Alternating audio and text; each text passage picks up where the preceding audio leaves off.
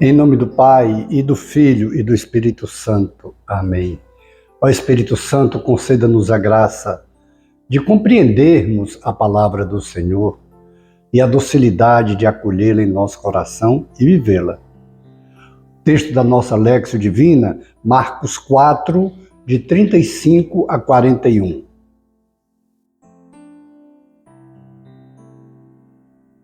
Ao cair da tarde, Jesus disse a seus discípulos: Vamos para outra margem.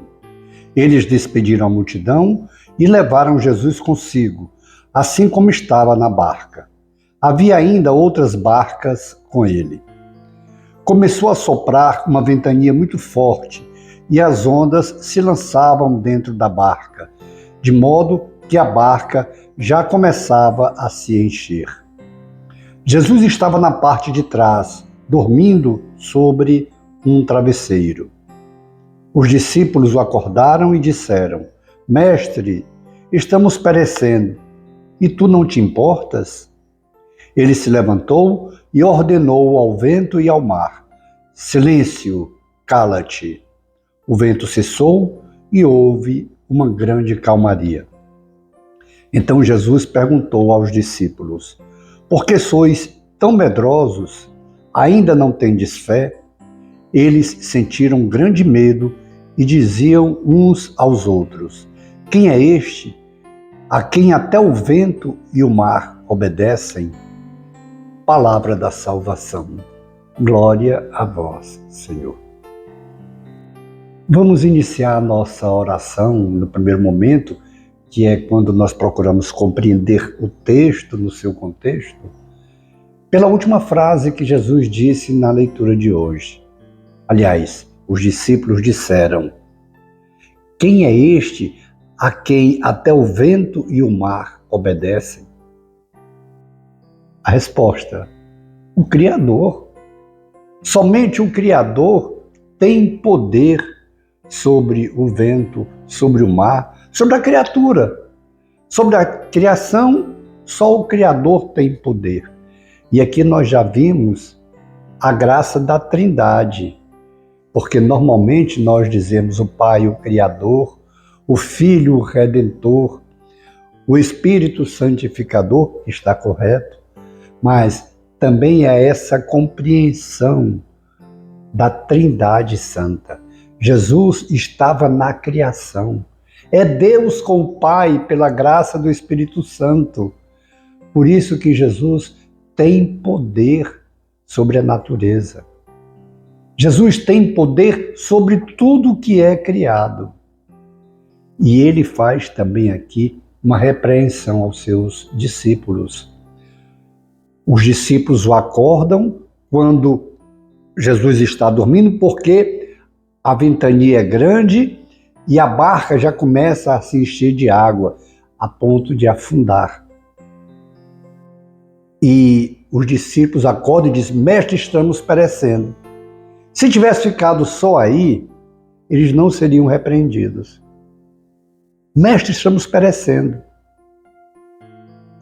Por quê? É natural que quem tenha necessidade procure o Mestre, procure Jesus. Mas veja, a repreensão vem pelo complemento da frase. Quando eles dizem: estamos perecendo e tu não te importas, como se Jesus não se importasse com o sofrimento humano. Ora, Jesus veio justamente para acabar com o sofrimento humano. E eles, os discípulos, são repreendidos justamente por essa segunda frase: e tu não te importas, como se eles ainda não soubessem o coração de Jesus.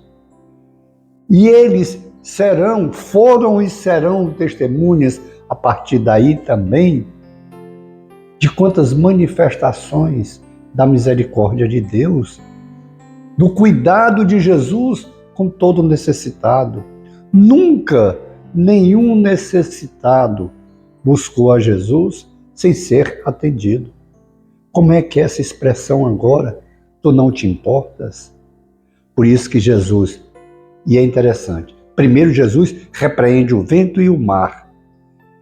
Jesus repreende o vento e o mar obedecem. Depois é que ele fala: por que sois tão medrosos? Ainda não tendes fé? Depois de ter repreendido o vento, de ter repreendido o mar, ele se levantou, ordenou ao vento e ao mar: silêncio, cala-te. O vento cessou e houve uma grande calmaria no mar. Então Jesus foi aos discípulos. Veja a pedagogia de Jesus. Primeiro, ele se importa, sim, com todas as nossas necessidades. Pensando em nós, ele se importa, sim. Quantas vezes a nossa oração é também como aquela oração dos discípulos aqui: Senhor, tu não te importa? Tu não está vendo o que está acontecendo? Claro que ele se importa. Jesus se importa com todas as suas necessidades, com suas dificuldades. Agora, Jesus não é alguém que está a nosso dispor para fazer o que a gente quer, e sim atendendo às nossas necessidades, aquilo que for o melhor para nós. Nesse momento, era necessário que Jesus repreendesse o vento, que Jesus repreendesse o mar. E ele tem poder sobre isso, porque é da criação dele, da Trindade Santa. Mas era necessário também para que os discípulos, de uma vez por todas, soubessem do poder de Jesus sobre a natureza, da sua divindade. Por isso que eles depois perguntam: quem é este a quem até o vento e o mar obedecem? Será que nós temos dúvida disso?